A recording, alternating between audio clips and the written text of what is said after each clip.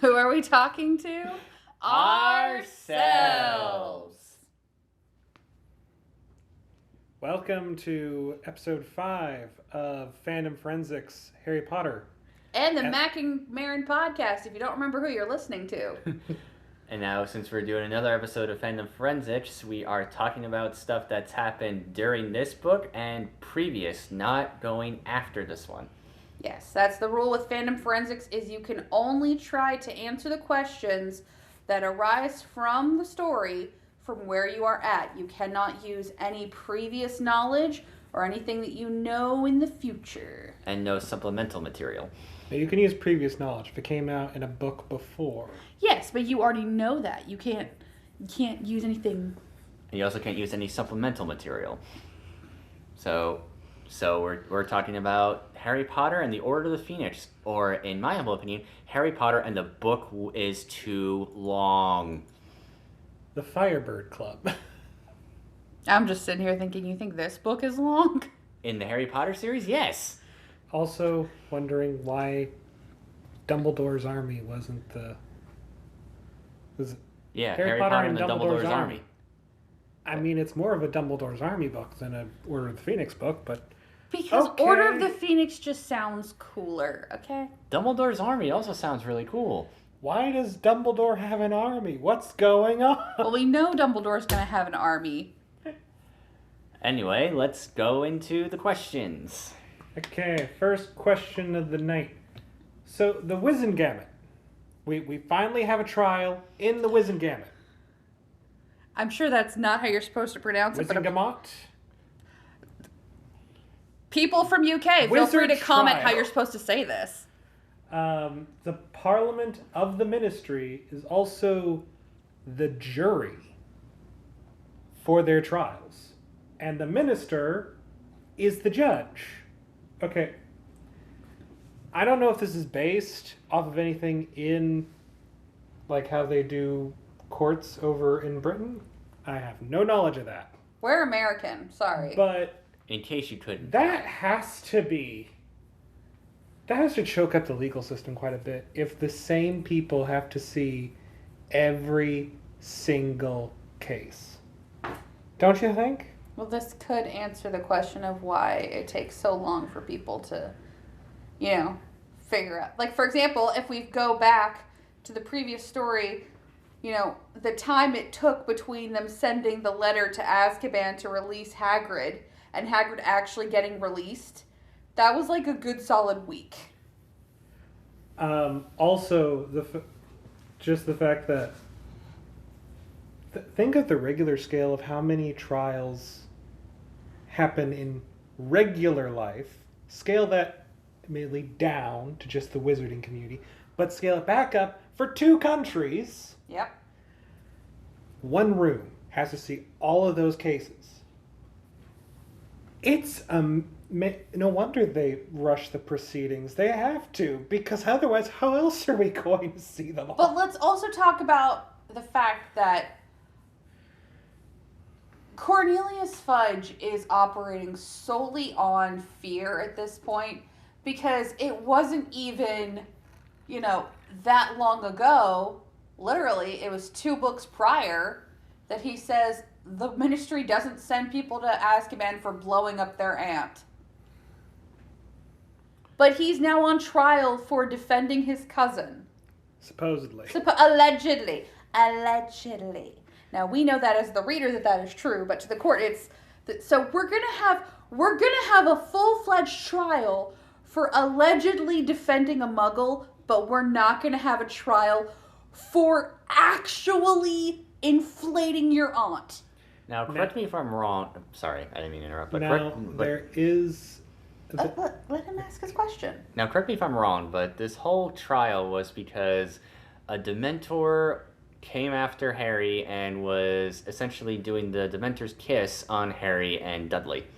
Yeah. 2 Dementors, right? actually. 2 Dementors. One was doing it on his cousin.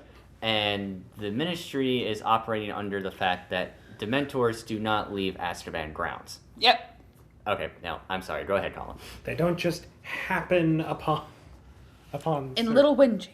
Yeah. Now, I'm pretty sure we find out that it was Umbridge who sent them. I don't That's know if that was I ever don't think confirmed. that's ever been. Yeah, like granted, it's been a long time since I've read the books. Do you have to wear the hat of shame? I have no idea, but Grab the hat. Where is that? did you pack it up? I didn't pack up the hat of shame. I'm not packing up the hat of shame. For those of you listening out there, remember, if you don't do your homework or you do something silly in the podcast or you mess up on the rules of the game, you have to wear the hat of shame. Now, granted, it's been quite a long time since I've read all the Harry Potter books, but yeah, I don't think it's ever been confirmed how the Dementors were able to not only get off of Azkaban grounds, but to find Harry and Dudley and do the Dementor's kiss. I mean, to be honest, It could be a number of reasons. I personally always Can't feel. talk about it. I personally always feel like Dementors are kind of like. They're the worst. Yeah, they're the worst, but no, really, they are the worst. I'm trying to think of a better way to say it, other than like a crooked cop. But basically, they're not even cops. They're hired goons. They're soul-sucking demons. Yes, but the highest bidder can buy their loyalty. So it could have been someone in... So, like, what would you call that? Somebody whose loyalty can be bought. A mercenary? A mercenary. They're like mercenaries. But, meaner. But meaner. They 'Cause they kill don't you. care. I mean, mercenaries kill you too, but... Yeah. So, but that raises But the it question. could have been someone in the Ministry, or it could have been Voldemort and his entourage, because they hint at it in this book that they've always sided with the darker side because of their nature. Yeah. I mean, they feed off your worst memories, so they're going to hang around the Dark Wizards pretty And of close. course Fudge just says, "Shut up, Dumbledore. We're not talking about him. He's not back." Yeah, Cornelius Fudge in this book is pretty much abject denial. But Very much so. it raises the question here: if we're just going solely based off of time, why aren't we using there? In case you're wondering what that sound is, that is Maggie snoring. Sorry, the dog is snoring. Sometimes we even bore the dog. Yep. Anyway, what's the question? Why don't they use Veritaserum or pensives in the proceedings? That is such a great concept. Which were just introduced in the prior book. I'm going to go with she forgot. All you have to do is, hey, think about what happened. We'll take that, put it in the pensive, have someone come verify if there was a Dementor, case closed. If there wasn't a Dementor, throw him in Azkaban. Okay, so We're done. I think I have an answer for why they don't use Veritaserum, because we know in this book, because she gets caught, that Umbridge uses it when she's interrogating the kids. And the way that it's kind of talked about, it kind of sounds like interrogating with Veritaserum is seen as like coercion. I mean, granted, this is also a society where you have things like love potions readily available. So, I mean, But really, what do we know here? But I mean, it probably in for example, in the real world, cops get in trouble for coercing the witness or directing the suspect. So, but if you actually literally give them Veritaserum, it could be also like a variation of Sodium pentothal. Yeah, and essentially they might be emitting something that they don't even want to, so they can get out of it. Yeah, so maybe it's just something that like they know they could do it, but it's not looked upon. However, What if you just offer it as a, hey, you could do this. telling the truth. I say, I'm willing to take Veritaserum to prove I'm right. Yeah. Now with the pensieve, though, again, what if the memory is faulty? Yes. We have no memory of that happening in this book. I know. That's why So, I'm not going any more than that. I'm just saying. Go get the other hat of shame. I didn't say anything I didn't break the rules. You Treading lightly. You're Thin ice. very thin ice there. All right. I think right. ultimately that we could probably go with the answer to your question is Rowling forgot she introduced that. and that would have solved a problem. Yeah. I feel like a lot of times we have these questions, and I think I say this every time we do one of these episodes, but I feel like a lot of it is author lack of remembrance of what she's already written, which that could be the case. It could not be. I don't know. J.K. Rowling, maybe write key points down. Of course, I don't take notes during our D&D campaign, so what am I saying? You take notes. Yes, you do. I do not take good notes. You don't take good notes, but you are taking notes. Now, Case in point, we went through 2 things of our most recent campaign, and I didn't know the names of half my party. Now, to be fair, as, you know... One of them changed their name. That's true. Well, to be fair, I changed my name after, like, the first campaign, so... Yeah. But anyway, also, to be fair, as an author, though, it's... Unless you actually take copious amount of notes, it is very hard to remember everything that you wrote previously. However, if you have a copy of your own book and your own notes, you should be able to reference that again. Just remember, shameless plug for Mythical Guide to Zookeeping. Whenever that comes out. Coming soon. It coming very, very later on. Soon. Anyway, At some point in the future. So anyway, I think, like Tori said, I think the question is answered by not necessarily lazy writing, but J.K. Rowling not remembering what she wrote in the previous book. So what's the next one? Okay. If Thestrals can only be seen by those who have seen death, then why hasn't Harry seen these things before? Ooh, I have theory. Deaths witnessed by Harry include his own mother. He saw that memory over and over and over again in Prisoner of Azkaban. So it's definitely fresh in his mind. 2, Quirrell, who he disintegrated with his bare hands. And it's not like he didn't know what would happen. He was active like, he's going to try and kill me. I'm going to kill him first. I have no idea how this is working, but... But it works! Cedric degree. If it works, it works. That's the one, that's after Cedric, he sees the Thestrals. Then yeah, I know. The Basilisk. I know it's not a human, but still. Diary Tom Riddle. It's just a memory, but he did stab that diary like he was stabbing someone in the heart. And then finally Cedric Diggory, which is the one that actually allows him to see them. But that gives another issue. I'm going to bring that up first. At the end of each year, the students go back to the Hogwarts train station via the carriages that are pulled by the Thestrals. The Thestrals that Harry still can't see at the end of Goblet of Fire. So why can he see him now? Okay, my theories. Okay. We're going to break these down one by one for each of the people that Harry just referenced. I'm going to start with the Basilisk because it's the easiest. Actually, but okay, we'll just start with that. Actually, the whole thing can be encompassed with one thing. I don't think it's, when they say those who have seen death, I don't think it is the literal translation of you have seen someone die, because whether we as humans want to admit it, by the time you're 15, most humans have seen someone die. Whether it be an elderly grandparent due to old age or tragedy, you know. Or like a pet. Exactly. We've all seen death. I think what it is referring to is the grief and the feeling of that death that you feel. I mean, because first off, when he saw his mom die, he's a baby.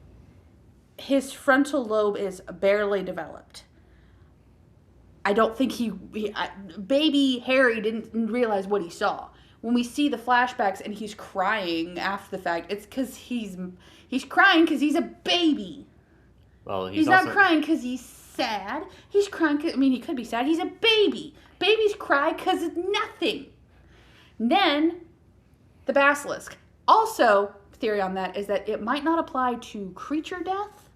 Like if it's an animal, might not apply there. Quirrell? I'm going to shelf that one for now. He struck first. I'm going to put that one on the shelf.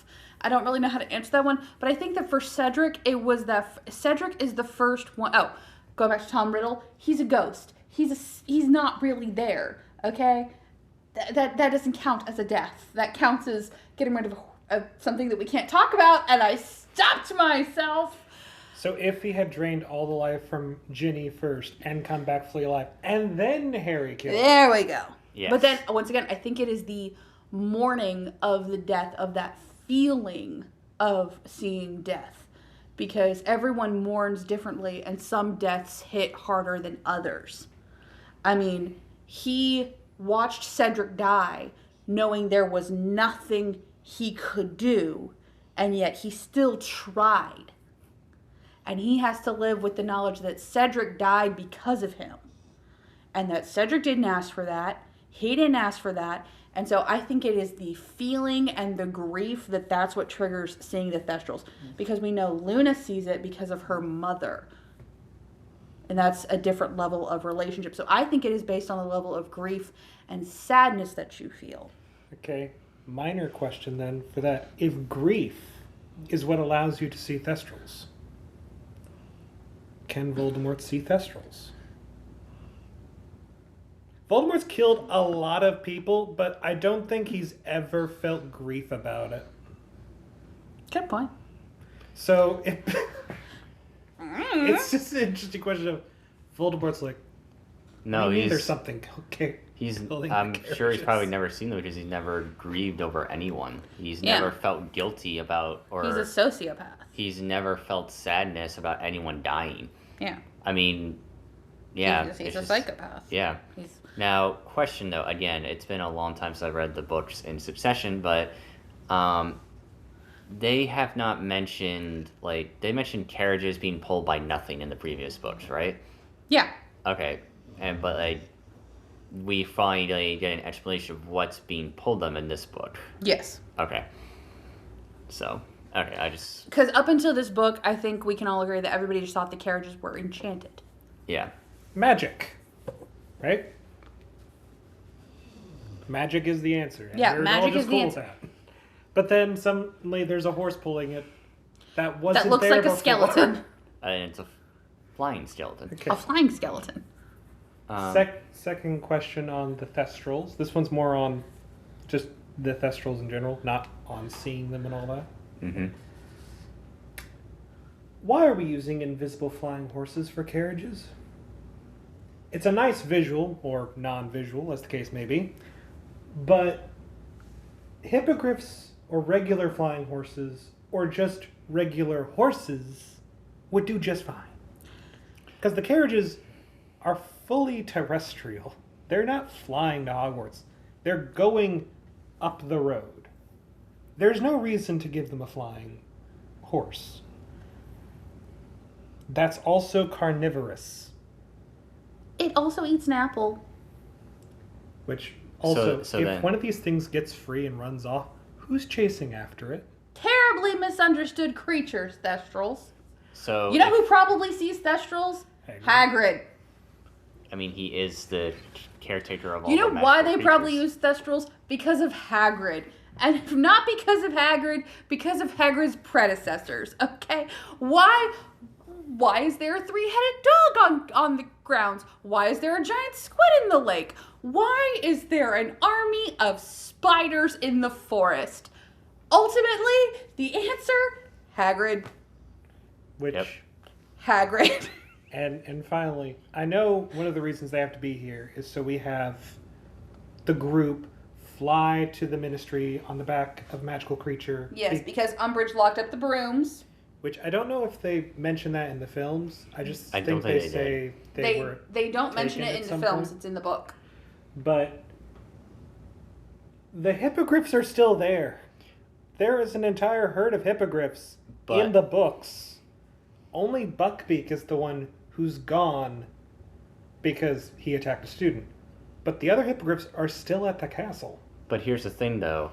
Hagrid says in Book 3 that hippogriffs are very proud creatures. They do, unless they really, really trust someone, they won't allow anyone to ride them. And we don't have time for everybody to successfully bow to a hippogriff and for the hippogriff to decide, okay. Now, going back to your other point, I was like, what about, Pegasus or whatever? I'm sure Pegasus are very not as common as we would think in the magical world because, well, unicorns are also very rare.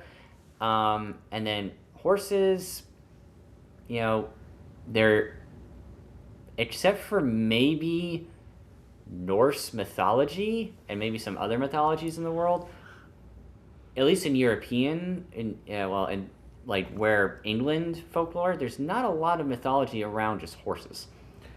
As for flying horses, the only flying horses I know of, other than the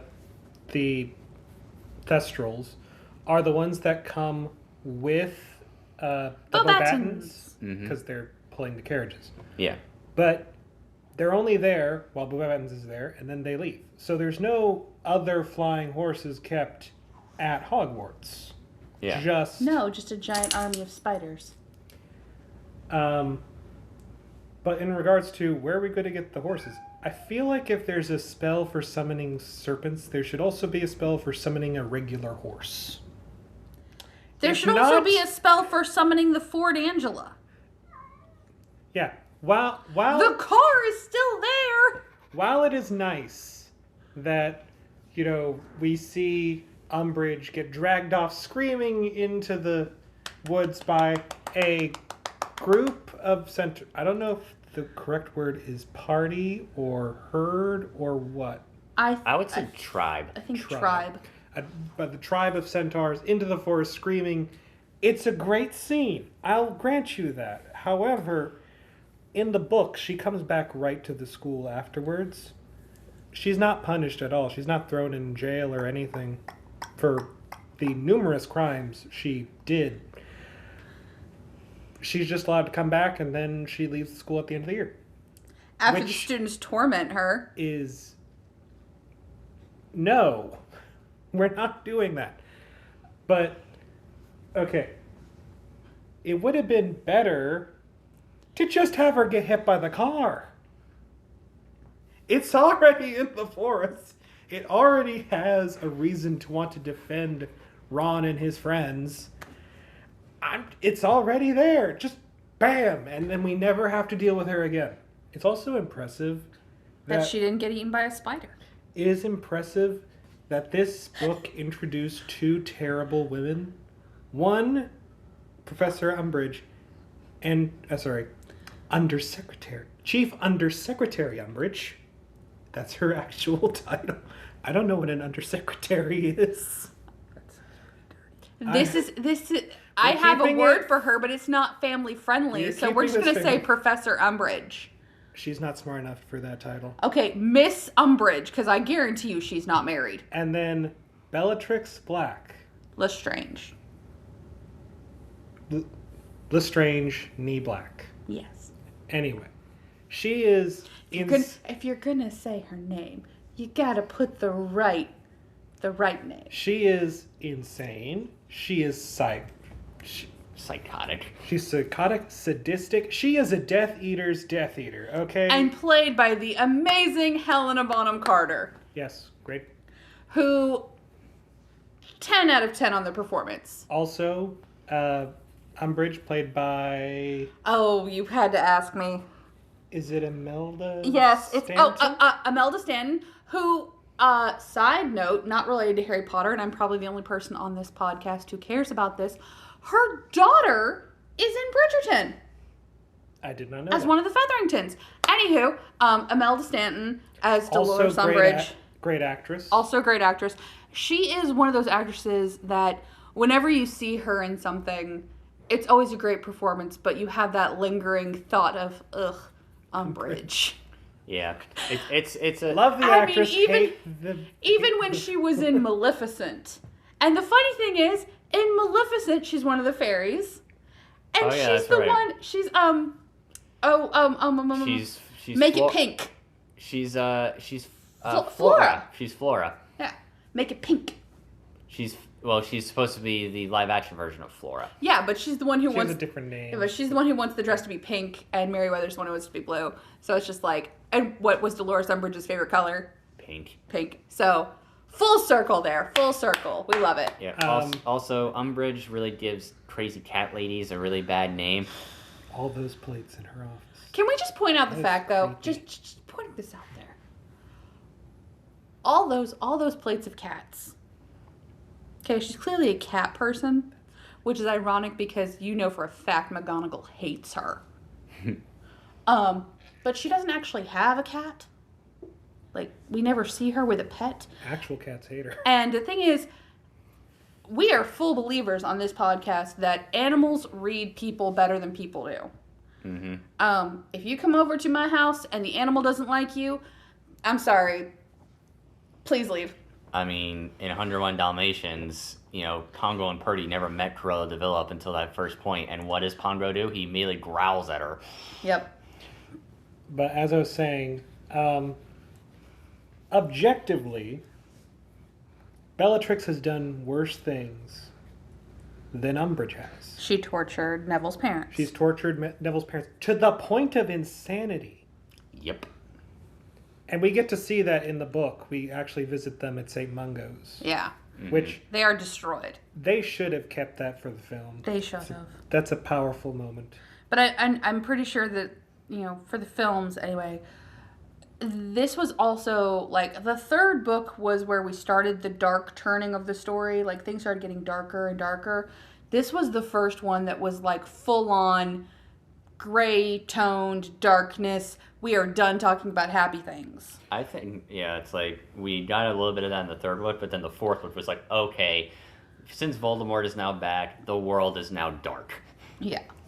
We flipped the script. So Yeah. I think from a movie producer standpoint, I think although it would have been really nice to see Neville's parents in that interaction, because it is a very sweet interaction that he does have with his family, I think the producers were probably thinking, we're already introducing so many dark topics, let's not emotionally traumatize them further. Yeah, and we already need this have. to actually sell I mean, tickets. it's really hard to sell, to sell, the happy, wholesome story, parents in a mental asylum. yeah, I mean, we are also introducing a lot of other dark elements with the previous generation of Hogwarts students, like, Harry's parents, Yeah. Neville's parents, and then, unfortunately, spoilers,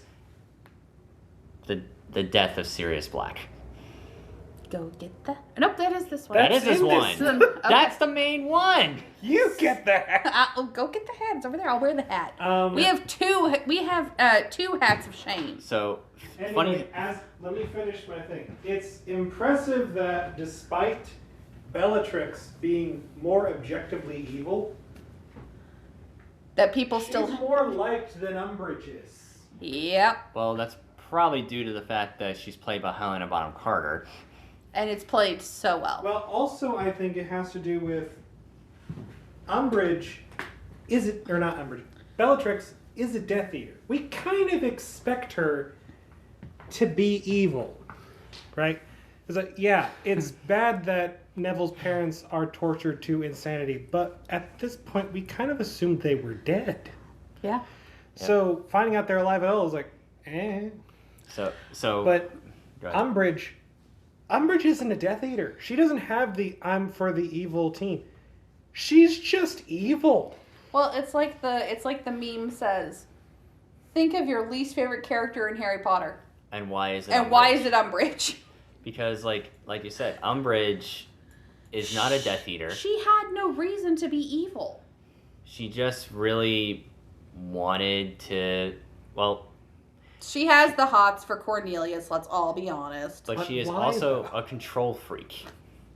But why though? Because she wanted to be the next Minister of Magic. That's very true. But anyway, going back to the Death of Sirius Black for a second, though. Funny story. Not about the death of Sirius Black. But, Sorry, just the way you said it. Going back to the death of Sirius Black, funny story. so when the fifth Harry Potter book came out, me and a couple of friends were all reading it at the same time. But my younger sister Alyssa was behind it. Like we finished reading it, she was currently reading it. And my friend Andrew was like, oh, are you reading the fifth one? Oh, Sirius Black dies at the end, right? And she was ready to kill him. So You don't do that. My friend Andrew essentially spoiled the most tragic death of the book to my sister, who is not done reading it yet. Okay, so in our household, me and Colin growing up, Colin didn't read the books growing up, but I did. And my dad also read them. Yes, our dad read the Harry Potter books, but our mom really didn't care for the books that much. They weren't her taste. But when the last book came out, she took it before I could read it, and she read the last 60 pages just so she could know how it ended, and then gave it to me. And I don't know how many of you, read the books, but, there's always like this little recount of everything that's happened, like in the last chapter, of all the highs and lows. So I go into this thing all, bright-eyed and excited for the final book, and she's sitting there going, this is going to be a terrible time for her. And I swear, I saw her smile every time I was like, oh my goodness! Ah! Whereas in my household, it was the opposite. My mom actually read the books alongside me and Lissa, and my dad was like, I don't want to read this. This is stupid. And then when she read the books, she was like, she didn't have a smile on her face, but she was like, So, but anyway, going back to what was the original point of the question again? The Thestrals? No, it's... Welcome to Tangent. Why do people like Bellatrix but hate Umbridge? Anyway, boil it down. I think the reason is, for Bellatrix, our minds just make her more cartoonishly evil. So she's... It's like the Joker. The Joker is objectively a horrible person. I killed Sirius Black. In every measurable way. He's terrible. But you enjoy watching what he does. Because he's a psychotic killer clown, but yet he's actually morbidly funny. But Umbridge is just unfun. Side note, I can't remember what day, but I know it's coming up soon, around Valentine's Day, is Batman's birthday. It's either this week or next week. I don't remember. Anywho. I think it's more or less the lines of, like you said, Bellatrix, we know she's a Death Eater. She tortured Neville's parents to the brink of insanity. We know she's evil, but yet, like you said, kind of like the Joker, she is a fun, she's an evil character, but you enjoy seeing her being evil because it's fun. Because we all have a dark, twisted sense of humor sometimes. Umbridge, on the other hand, like Tori said, did not really need to be an evil, control freak psychotic. But yet she was, because... Reasons. Oh, and also, while Bellatrix was a Death Eater, she killed indiscriminately. She never really hated anyone to begin with. The first thing that Umbridge wanted to do was get Hagrid out of Hogwarts, because she hated half-breeds. Which leads us to a great scene in the books. In the scene where Umbridge and her Ministry Aurors are trying to arrest Hagrid and get him out of Hogwarts, McGonagall fights to defend him. It takes 4 stunners to bring her down. You don't mess with Minerva McGonagall. Nope. And she shows back up afterwards and gives everyone who went to the Ministry. So Snape wants to take away points from Harry and looks as, oh, well, I guess there's no points in Gryffindor anyway. So, and McGonagall shows up and says, oh, I'll fix that. For revealing Voldemort's presence to the world, I award Harry, and she counts them off 50 points each. Oh, and 50 points to Luna Lovegood. She's not even... You want to take 10 points, right? There we go. Yeah. One of my favorite influencers / social media people on TikTok is Chantal. I'm trying to remember her last name. I'm actually going to go look her up real quick. I want to say Williams, but I'm afraid it's not Williams. So I'm afraid to say that that is her name. But she does these amazing... Is that chain wheels thing on TikTok? Maybe. I don't know. Hold on. Okay. I'm trying to spell McGonagall and I can't spell it. McGonA.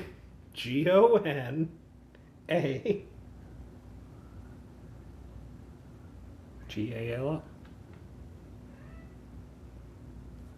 Not that. Somehow I ended up on Mongolian chants. Nope, that's not it. Okay. But she does these great Minerva McGonagall videos, and I absolutely love them. I mean, they're just great. So, what is her thing?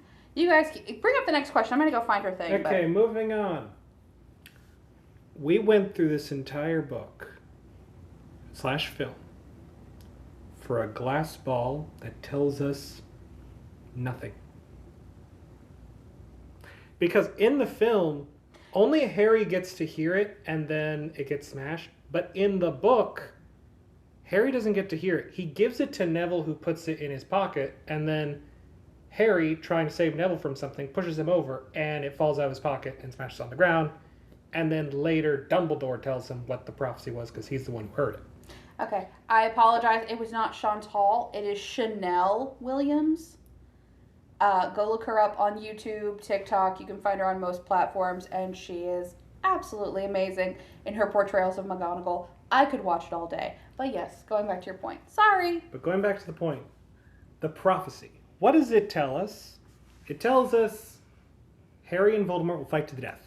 And they shall be marked. We kind of knew this going in. And they shall mark each other. We've known this since book 1 that this was the end game. The two are going to fight to the death. One of them is going to die. That we've known that. Does it tell us anything new? Not really. Does it tell us when it's going to happen? No. Does it tell us how it's going to happen? No. We given a time limit? Is it going to happen before his 20th birthday? No. All this for a glass ball that tells us nothing. But neither Harry nor Voldemort know that it tells you nothing. Which raises another question on this. Okay, the place is called the Hall of Prophecies because it's a hallway filled with prophecies. Department of Mysteries. And I don't know if they say this in the movies, but in the books, we learn that prophecies can only be taken by the people they're about. So only Harry or Voldemort can go collect it. They can only be seen by the people they are about. Anyone else who tries goes mad. Mm-hmm. But that raises the question. If only the people who they're about can see them, why doesn't Voldemort just go get it? Because he's laying low. We know he can sneak.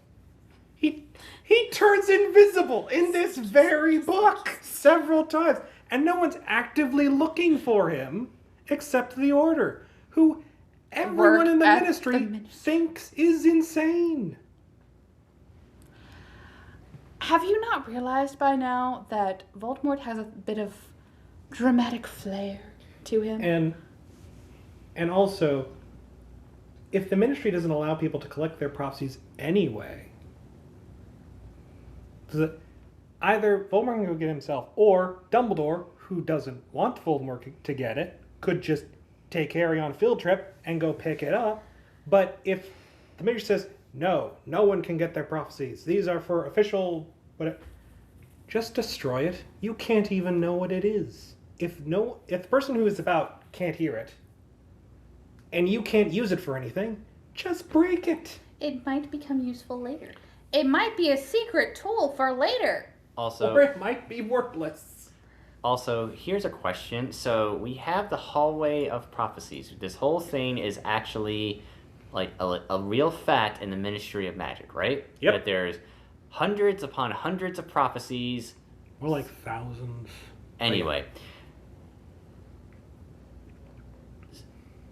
My question is, how many important prophecies are there? Because prophecies normally tell the end of the world. Only in certain universes.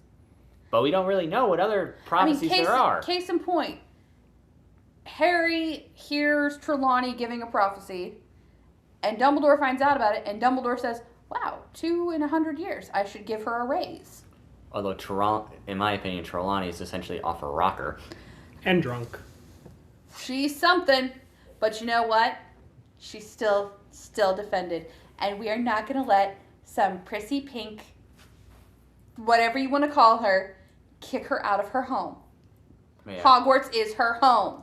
I essentially agree with Colin, though. This whole prophecy thing is completely pointless. Have a biscuit. Moving on to other parts of the Department of Mysteries, we get to see the area where the Time Turners are kept, and it gets destroyed. Yay! Now we don't have to worry about time travel shenanigans. Until 1998. We'll get to that afterwards.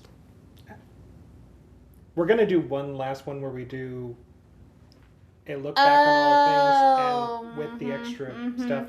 You're referring to something that we're not allowed to refer to yet that I do not agree about. Yep. Actually, I'm talking about something else, but we'll get to that later. But yeah, the Time Turners are destroyed. It's kind of a weird way they go about it. The Time Turners are basically stuck in a loop of destroying themselves and being remade just over and over again, which, I mean, makes sense. It's time. Wibbly wobbly, timey wimey. It's weird. But also featuring David Tennant. But anyway, that's another room in the Department of Industries we don't get to see, unfortunately. Sorry, I know that we talked about the Time Turners in the last one, but can I just take a moment, because I know that this was not brought up, and I know we have to re-record for book 4 because the book 4 recording got all messed up, but we didn't talk about it then. But the fact that this is 2 things that David Tennant is in that mess with time. I'm sorry, it was book 3 that we talk about it, but this is. Yeah, David Tennant and time. They don't mix well. They mix great. What are you talking about? Favorite Time Lord. Another room that is not in the movie, this is purely in the books. There is a room with brains in jars. Yes! That was such a weird room! And they're not inanimate brains. They actually move. And if you get too close, they attack. And it leaves so many questions about, where did these brains come from? Why are they animated? Here? What are we doing with them? Are zombies a thing in the Harry Potter universe? Are these brains of wizards? Are these brains of muggles? Is it a mixture? Why are they here? What is the Ministry doing with the brain? And guess what? After this book, we will never talk about them again. It will never. It's a big-lipped alligator. Just.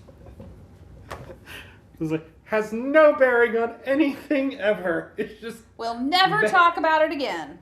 I feel like we need an ethics committee just for this one room.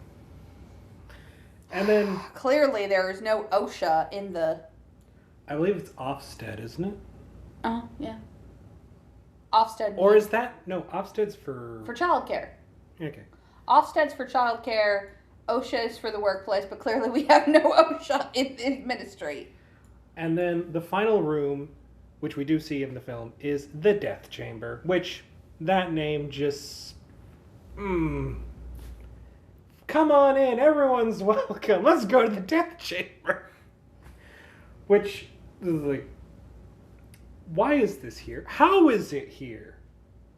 There's just an archway, a stone archway that's a door to the realm of the dead, and it's just here for no reason. We don't and get. And the fact that you can hear voices. Only Harry and Luna can hear voices on the other side. Just like they're the only 2 who can see Thestrals.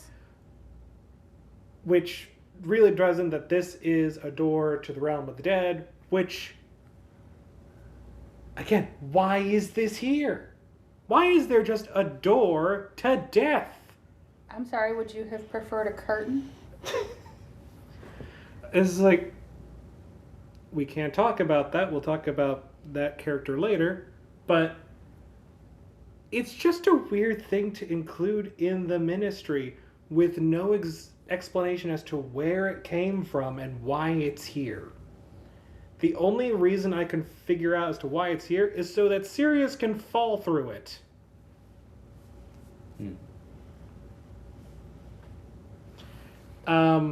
Also, a detail that was left out in the movies that should have been in there, the mirror from Sirius.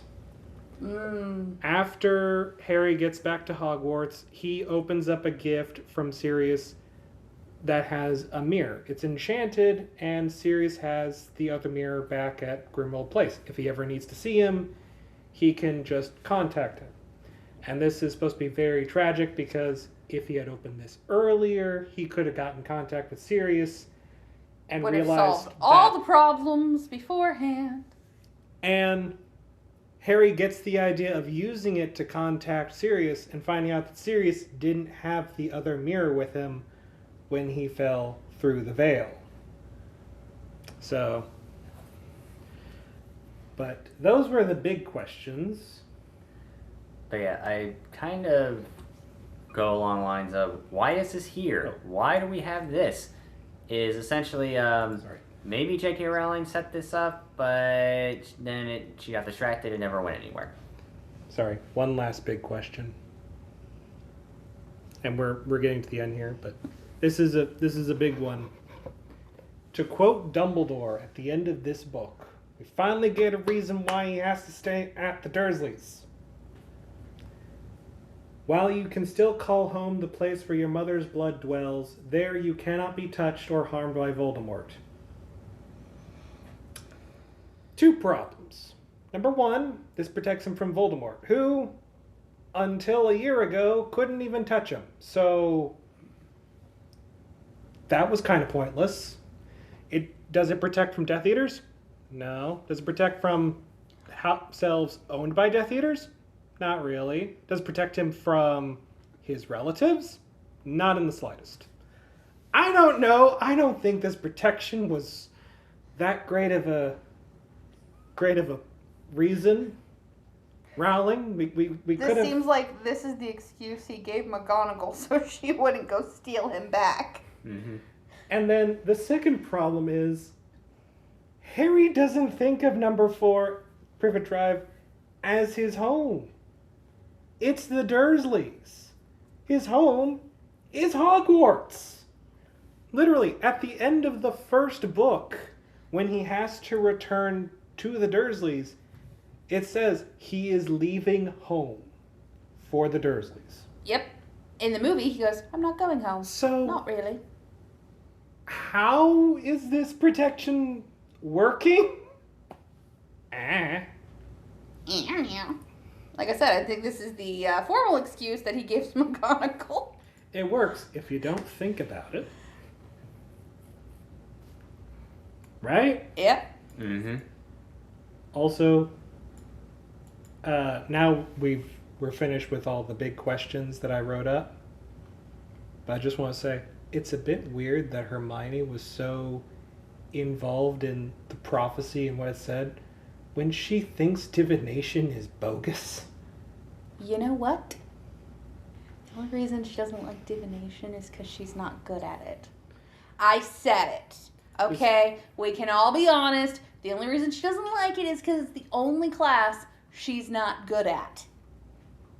Oh, other things we find out in this book is that Gilderoy Lockhart is still crazy. Still doesn't have his memories. Still crazy. His room is actually right next to where the Longbottoms are being kept. Which kind of throws off the emotional stakes here. Because we're like, oh, it's so sad what happened to Neville's parents. Oh, look, there's the teacher that tried to kill us. Sorry, lobotomize us. And it's still too good for him. But can we also talk about how, so this movie does introduce us to everyone's least favorite Harry Potter character in the form of Dolores Umbridge. But it also introduces a fan favorite who was not given enough love or enough screen time. Luna Lovegood. No. She is a fan favorite who does eventually get more screen time. But no. Grop. Okay. Hagrid's full giant brother. Half brother, full giant. His baby brother. Mm-hmm. He's so fun. He has a bigger part in the books than he does in the movie. And I get it, you know, we had a budget. Okay, it's harder to do a full giant than it is to do a half giant. But I think everybody can admit that, especially the moment where, you know, Grop is interacting with Hermione, is so sweet and so just like, aw, look at that. He's being nice. Because Hagrid tends to introduce us to creatures that make you go, oh, look at that. It's gonna kill me. It's like, oh, nice. And internally, oh, it's gonna eat me. And this is the first thing that you're like, oh, this one's actually nice. Careful. Don't squeeze too hard. But yeah, especially the put me down. Now. Well, it's also, you know, not only within Justin or Gore, but it is also interesting that, you know, Hagrid is actually trying to be the emissary for Dumbledore and the Giants. Because outside of Hagrid, we never really, and the headmistress from... she's big boned. Mm-hmm. She's not a giant, she's big boned. Uh-huh. She's not a Lymph giant. Maxine. Thank you. We haven't really talked about any other giants outside of Hagrid and the other girl. And now we see Gorp, so it's just... Crop.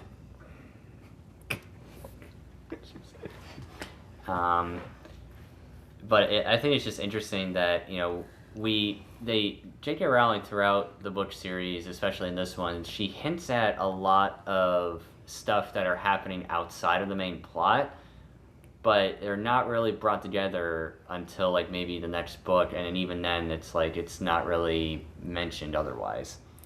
I think this is also a really great showing of just how much Hagrid puts up with for the name of Albus Dumbledore. I mean, yes, he believes that he owes everything to Albus Dumbledore, so he's always going to give 110%. But when we see him after he's been emissarying with the Giants don't like him. Yeah, he gets severely injured. The only person who... probably the only people who dislike him as much as Dolores Umbridge are the Giants. And, I mean, when we see him, he looks like he has gone several rounds with a Giant. And it's heartbreaking because it's like, we know Hagrid is the nicest person ever. But he will go to prison. He will get tortured. He will run errands. He will literally do everything for the name of Albus Dumbledore and to an extent the name of Harry Potter. Although granted, at the same time, he'll walk behind Harry Potter going, I shouldn't have told you that. I should not have told you that. Also, this is a very Ravenclaw-centric book. Mm-hmm. Because, one, we're introduced to Luna Lovegood, who will become a mainstay in the main cast outside the trio. Mm-hmm. She's quirky and weird. But we love her. Works. But also, hope there's pudding. We spend more time on it in the book. Harry and Cho's relationship, which does not go well. In the movie, it's because Cho rats out the whole Dumbledore's army thing under Veritaserum, which, I mean, that kind of takes away her agency. But in the book, the reason it really goes downhill, other than they just don't have the chemistry, and they're both thinking about she's still in love with Cedric. This. Other than that, Marietta Edgecombe, who is also a Ravenclaw, is actually the one who snitches on Dumbledore's army in the book. And when she does so, we find out Hermione put a sneaky little curse into the parchment everyone signed. So in case anyone blabbed, they knew exactly who it was, because pimples spelling sneak would appear on their face and scar them for life. Also, shout out to the Cho Chang actress Katie Leung, who is also now on Bridgerton. She's the evil stepmother in the current season. But in the book, Cho feels that Hermione's curse was a little too harsh, and Harry, who's all about loyalty, went, yeah, no. You spineless jellyfish? If it hadn't been for Kingsley wiping her memory just before she could be questioned, a whole lot worse would have happened than Dumbledore having to leave the school. Also, at least in the movie, Dumbledore's got style. we actually get to see, it's been hinted at that the only wizard that, Voldemort fears is Dumbledore. Dumbledore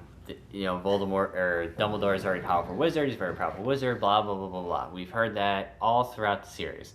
And then finally, in the 5th movie, we actually get to see, not really the full extent, but we actually get to see a fight between Voldemort and Dumbledore. And let's just all be honest, that is probably the best part of the whole movie. Very reminiscent of Yoda v. Count Dooku. Yes. Just with a slightly less killer soundtrack. And also, and also it's just like, Voldemort is like touting himself, he's like, bouncing spells back at him, but Dumbledore's just like, I'll match it. And he keeps on matching him. It's just like, we're evenly matched, Tom. You cannot beat me. Now, it is a bit weird that we have this big climactic battle, and from this point on, Voldemort will just use the killing curse. Yeah. It's very boring after this. Because This is the best battle. This is the best wizard's duel from here onwards. Yeah. So enjoy it while you can, because we're not going to get this. I think the rationale behind that is because when it comes to Voldemort v. Dumbledore, for Voldemort, it's not about killing Dumbledore. It's about proving that he's better, that he's stronger, that he's smarter, that he is the better wizard. That's what it's a whole power play. And ultimately, as it often is in such stories where the villain focuses more on the power dynamic than on the actual killing off the person, he loses because he is not the most powerful. The most powerful person would have just killed it and be done with it. But also, Dumbledore has mercy. Take from that what you will. Also, this has a great scene, which unfortunately didn't make it into the film, which is Moody and the rest of the Order telling Vernon Dursley to his face, if you so much as breathe incorrectly, we are all going to come and visit, and you won't like it. So, behave. You would think that by now Vernon Dursley would understand that when wizards come knocking at your door, just be nice, be courteous, and don't insult Albus Dumbledore. Just some rules. All right, I think that pretty much about wraps it up because we only have about 2 minutes left. All right. Well, join us next week when we will be going back to the Disney Pantheon of Villains. We will be doing part 3. Part 3. All right, well... Also, Oh, no, go ahead. Go ahead. Also, after this week, some exciting news. Our podcast will be on YouTube. Yay! Yay! We still haven't done the whole video recording thing where you can actually see our faces. But if you don't want to stream on Spotify or Apple Music, you can stream it on YouTube. For free. For free. No ads. So, Well, except for the YouTube ad. But we don't have ads. Yep. Yeah, we're not sponsored by anybody. So Yeah. if you want to, be on the lookout for those whenever they get uploaded. Yep. Should be by the time this podcast comes out. So please give us a like and follow wherever you're listening to us. Hope to see you on Facebook or Instagram. Bye. Bye.